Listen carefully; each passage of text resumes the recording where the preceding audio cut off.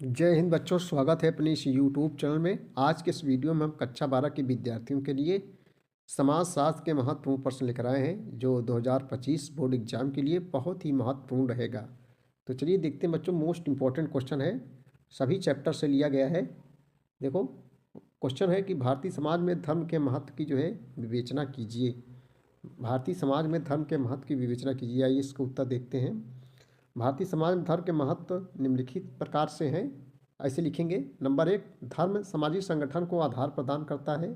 Number 2, धर्म सामाजिक नियंत्रण का प्रभावपूर्ण साधन है। धर्म अस्तित्व के विकास में सहायक है। धर्म व्यक्ति को भावनात्मक सुरक्षा प्रदान करता है। और उसके बाद में है, धर्म व्यक्ति को भावनात्मक सुरक्षा प्रदान करता है। धर्म सामाजिक एकता में सहायक होता है। सामाजिक एकता में सहायक होता है। धर्म सामाजिक नियमों एवं नैतिकता को पुष्ट करता है। ठीक है बच्चों।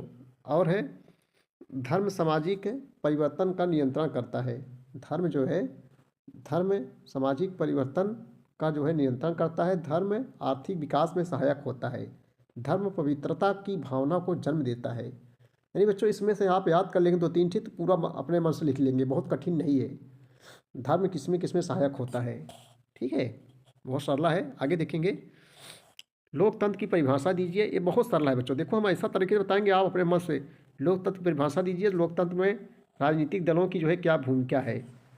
लोकतंत्र बच्चों, यही बस सीधी सी बात है। लोगों द्वारा चुनी गई सरकार को लोकतंत्र कहते हैं। जहाँ जनता द्वारा चुना गया सरकार होती है उसे वहाँ लोकतंत्र होता है। उसे प्रजातंत्र भी कहते हैं। जहाँ लोग चुनते हैं। जैसे हम लोग प्रधानमंत्री कौन बनता है बच्चों, हम जनता ही चुनती है, वोट देती है जनता। तो लोग यानी लोगों द्वारा चुनी गई सरकार को लोकतंत्र कहा जाता है। लोकतंत्र की परिभाषा दीजिए। लोकतंत्र में राजनीतिक दलों की क्या भूमिका है। आइए इसका उत्तर देखेंगे। लघु उत्तरीय प्रश्न है। हेडिंग डाल लेंगे हम, लोकतंत्र की परिभाषा। हेडिंग डालेंगे, लोकतंत्र की परिभाषा हेडिंग डाल लेंगे हम लोग। और उसके बाद में बच्चों देखो, अरस्तु के अनुसार, अरस्तु जो राजनीति शास्त्र के पिता माने जाते हैं, अरस्तु के अनुसार बहुतों का शासन प्रजातंत्र या लोकतंत्र कहा जाता है। बहुतों का शासन को प्रजातंत्र या लोकतंत्र कहते हैं। अब्राहम लिंकन के अनुसार, जो अमेरिका के राष्ट्रपति भी रह चुके हैं, अब्राहम लिंकन के अनुसार प्रजातंत्र को जनता द्वारा और जनता के लिए शासन कहा जाता है। यानी सबका अलग अलग मत है। डाइसी के अनुसार बच्चों, प्रजातंत्र वह शासन है जिसमें शासक समुदाय संपूर्ण राष्ट्र का अपेक्षाकृत बड़ा भाग हो। ठीक है। अब यहीं डालेंगे हम लोग लोकतंत्र में राजनीतिक दलों की भूमिका, क्योंकि ये भी पूछा गया है कि लोकतंत्र में राजनीतिक दलों की क्या भूमिका है। तो हेडिंग डाल लेंगे हम लोग लोकतंत्र में राजनीतिक दलों की भूमिका। देखो, लोकतंत्र में राजनीतिक दलों की भूमिका निम्न है। नंबर 1, राजनीतिक दल चुनाव लड़ते हैं और यह प्रयास करते हैं कि चुनाव में उनके दल के प्रत्याशियों की जीत हो। उसके बाद में और आगे है, नंबर 2, ये राजनीतिक दल देश में व्याप्त समस्याओं को जनता के सम्मुख रखकर उसमें जागरूकता पैदा करते हैं। ये राजनीतिक दल देश में व्याप्त समस्याओं को जनता के सम्मुख रखकर उनमें जागरूकता पैदा करते हैं। नंबर 2 बच्चों, राजनीतिक दल देश के कानून निर्माण में महत्वपूर्ण भूमिका अदा करते हैं। जो राजनीतिक दल होते हैं कानून निर्माण में महत्वपूर्ण भूमिका अदा करते हैं। नंबर 4, राजनीतिक दल चुनाव लड़कर सरकार गठित करते हैं। राजनीतिक दल चुनाव लड़कर सरकार गठित करते हैं। नंबर 5, चुनाव में हारने वाला राजनीतिक दल विपक्ष की भूमिका अदा करता है। देखो, पक्ष विपक्ष, एक विपक्ष होता है जो, ठीक है, विपक्ष की भूमिका अदा करते हैं। इस प्रकार वे सरकार पर अंकुश रखते हैं। ठीक है भाई। देखो भाई, जैसे यार राहुल गांधी, ये विपक्ष काम कर रहे हैं, सरकार पर अंकुश, यानी सरकार जो भी अच्छा खराब करती है उस पर जनता को हाजिर करते हैं, उनके सामने बताते हैं जनता को। ठीक है, तो विपक्ष का भूमिका अदा करते हैं जो लोग हारते हैं चुनाव। तो ये था लोकतंत्र। अब आगे क्वेश्चन हम लोग देखेंगे। औद्योगिकरण क्या है दोस्तों, ये भी सरल है। औद्योगिकरण आप लोग जानते हो, उद्योग धंधे से संबंधित है। ये अपने मन से लिख सकते हैं दोस्तों। औद्योगिकरण क्या है, यानी उद्योग धंधे। उत्तर हम लोग लिखेंगे, औद्योगिकरण का तात्पर्य आधुनिक प्रकार वाले कल कारखानों, मशीनों तथा बेहद पैमाने पर, यानी बड़े पैमाने पर औद्योगिक उत्पादन से है। औद्योगिकरण के अंतर्गत बच्चों ऊर्जा तथा वाष्प से चलने वाली उत्पादक मशीनों का प्रादुर्भाव होता है। औद्योगिकरण ने विगत 2 शताब्दियों से विश्व को प्रभावित किया है। विश्व को प्रभावित किया है। तो ये बहुत कठिन चीज़ें नहीं है। उद्योग धंधे आप अपने मन से बच्चों लिखेंगे, पूरा अंक आपको मिलेगा। राइटिंग सुंदर होनी चाहिए, अंक पूरा मिलेगा। अगला क्वेश्चन देखेंगे हम लोग लघुत्तरी का। अगला क्वेश्चन देखेंगे, क्वेश्चन नंबर 4 है, आधुनिकीकरण की 3 विशेषताएं बताइए। आधुनिकीकरण की 3 विशेषताएं बताइए। बच्चों आधुनिक, इस समय आधुनिक युग चल रहा है। देखो मोबाइल वगैरह जमाना, डिजिटल का ज़माना है इस समय, यानी बड़ी बड़ी मशीनों का जो है निर्माण हो रहा है। आधुनिक युग इस समय चल रहा है। तो आधुनिकीकरण की 3 विशेषताएं निम्नलिखित हैं, ऐसे ऋण डालेंगे। आधुनिकीकरण की 3 विशेषताएं निम्नलिखित हैं। नंबर 1, आधुनिकीकरण की अवधारणा का संबंध बच्चों वैज्ञानिक मूल्यों से है। आधुनिकीकरण की अवधारणा का संबंध जो है वैज्ञानिक मूल्यों से है। नंबर 2, आधुनिकीकरण एक प्रकार की सामाजिक, आर्थिक एवं राजनीतिक व्यवस्था की ओर परिवर्तन की प्रक्रिया है। आधुनिकीकरण एक प्रकार की सामाजिक, आर्थिक एवं राजनीतिक व्यवस्थाओं की ओर परिवर्तन की प्रक्रिया है। नंबर 3, आधुनिकीकरण के चलते लोग जाति बंधनों और अंधविश्वासों से विमुख हो रहे हैं। आधुनिकीकरण के चलते लोग जाति बंधनों और अंधविश्वासों से विमुख हो रहे हैं। ठीक है, चलिए अब हम लोग अगला क्वेश्चन देखेंगे, सांस्कृतिकरण क्या है। अगला क्वेश्चन देखें बच्चों, सांस्कृतिकरण क्या है अथवा सांस्कृतिकरण को परिभाषित कीजिए। मतलब कई मॉडल से जो है पूछा जा सकता है, या सांस्कृतिकरण से आप क्या समझते हैं, ऐसे ही पूछ सकता है। सांस्कृतिकरण क्या है अथवा सांस्कृतिकरण को जो है परिभाषित कीजिए, चाहे जैसे पूछे आप वही क्वेश्चन उत्तर लिखना है बच्चों। देखो आइए इसका उत्तर हम लोग देखेंगे। सांस्कृतिकरण का जो है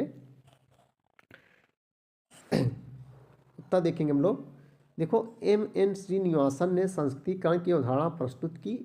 संस्कृतिकरण वह प्रक्रिया है बच्चों, संस्कृतिकरण वह प्रक्रिया है जिसमें जाति व्यवस्था में निचले पायदान पर स्थित जातियां ऊंचा उठने का जो है प्रयास करती हैं। आप लोग समझ गए होंगे, एकदम सरला बात है। निचले जात के जो लोग होते हैं बच्चों, जातियां ऊंचा उठने का जो है प्रयास करती हैं। ऐसा करने के लिए वह उच्च या प्रभावी जातियों के रीति रिवाजों या प्रचलनों को जो है अपनाती हैं। यानी जो बड़े लोग होते हैं उनकी देखी देखा जो है काम करते हैं छोटे लोग। इस प्रक्रिया में निचली या मध्यम हिंदू जाति या जनजाति या कोई अन्य समूह अपनी प्रथाओं, रीतियों और जीवन शैली को उच्च या प्रायः द्विज यानी दूसरा द्विज जातियों की दिशा में लेते हैं। द्विज जातियों की दिशा में बदल लेते हैं, इसी को कहते हैं बच्चों सांस्कृतिकरण। ठीक है, चलिए अगला क्वेश्चन हम लोग देखेंगे, कृषक से क्या आशय है। कृषक समाज की मुख्य विशेषताओं की जो है चर्चा कीजिए। कृषक से क्या आशय है और कृषक समाज की मुख्य विशेषताओं की जो है चर्चा कीजिए। आइए इसका उत्तर हम लोग देखते हैं। आइए इसका उत्तर देखते हैं हम लोग। कृषक माने बच्चों क्या होता है, किसान जो खेती बाड़ी करते हैं उसे किसान कहते हैं या खेतिहर कहते हैं, यानी कई नामों से जाना जाता है। एकदम सरली परिभाषा है बच्चों, इसको आप कृषक से क्या आशय है, जो खेती बाड़ी करते हैं, जो किसानी करते हैं, वही तो कृषक कहलाएंगे। देखो किसान उन्हें कहा जाता है जो बच्चों खेती का काम करते हैं, उन्हें कृषक और खेतिहर के नाम से भी जाना जाता है। ये समाज के लिए खाद्य सामग्री उत्पन्न करते हैं। खाद्य जैसे गेहूँ हो गया, चावल हो गया, जौ हो गया, मटर हो गया, ये सब खाद्य के अंतर्गत आता है। खाद्य सामग्री उत्पन्न करते हैं। इसमें विभिन्न फसलें उगाना, बागों में पौध लगाना, पशुओं की देखभाल करना आदि जो है शामिल किया जाता है। एक बार बच्चों पढ़ लीजिए, आपको जो है अपने मन से लिख लेंगे, पशुओं की देखभाल करना आदि जो है शामिल होता है। अब हिंट डाल लेंगे हम लोग कृषक समाज की विशेषताएं। हिंट डालेंगे हम लोग कृषक समाज की विशेषताएं। बच्चों कृषक समाज की क्या विशेषताएं हैं, तो कृषक समाज की जो है निम्नलिखित विशेषताएं हैं।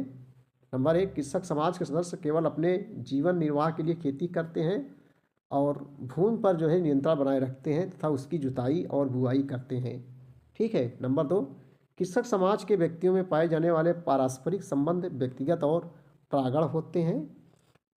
नंबर 3, प्रागण माने बच्चों, प्रागण माने आगन भी होता है। कृषक समाज एक स्थिर समाज है। ऐसे व्यक्तियों का जीवन प्राकृतिक जीवन है। ऐसे व्यक्तियों का जीवन जो है प्राकृतिक जीवन है, क्योंकि प्रकृति से उनका जो है प्रत्यक्ष संबंध होता है। कृषक समाज एक स्थिर समाज है। ऐसे व्यक्तियों का जीवन प्राकृतिक जीवन है, क्योंकि प्रकृति से उनका जो है प्रत्यक्ष संबंध होता है। ठीक है। उसके बाद अगला क्वेश्चन हम देखेंगे। नेक्स्ट क्वेश्चन बहुत ही इंपॉर्टेंस है। सामाजिक परिवर्तन के आर्थिक कारणों को लिखिए। सामाजिक परिवर्तन के जो है आर्थिक कारणों को लिखिए। बहुत ही इंपॉर्टेंट क्वेश्चन है। सामाजिक परिवर्तन के आर्थिक कारणों को लिखना है। आइए इसका उत्तर देखेंगे। देखो बच्चों, सामाजिक परिवर्तन के आर्थिक कारक हेडिंग डाल लेंगे हम लोग। सामाजिक परिवर्तन के आर्थिक कारक। सामाजिक परिवर्तन के क्षेत्र में आर्थिक आर्थिक माने पैसे संबंधित होता है। आर्थिक कारकों की जो है महत्वपूर्ण भूमिका होती है।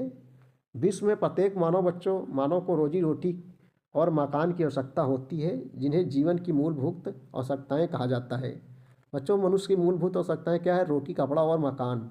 ठीक है, यही तीन तो चीज़ ज़रूरत है, आवश्यकता है, जिन्हें जीवन की मूलभूत आवश्यकताओं कहा जाता है। इसकी पूर्ति मानव आर्थिक आधार पर जो है ही करता है। अतः प्रत्येक व्यक्ति अपनी आर्थिक स्थिति को बेहतर करने के लिए कठिन से कठिन प्रयास करता है। व्यक्ति अपनी विभिन्न आवश्यकताओं की पूर्ति के उद्देश्य से ही विभिन्न सामाजिक संस्थाओं, समितियों तथा धर्म, कला, साहित्य, भाषा, रहन सहन आदि के विभिन्न स्वरूपों को विकसित किया है, जिनका मूल स्रोत समाज की आर्थिक व्यवस्था ही रही है। यहाँ तक कि समाज की संरचना और कार्यों का निर्धारण भी आर्थिक आधार पर ही होता है। समाज में जो भी परिवर्तन होता है वह आर्थिक कारणों से ही होता है।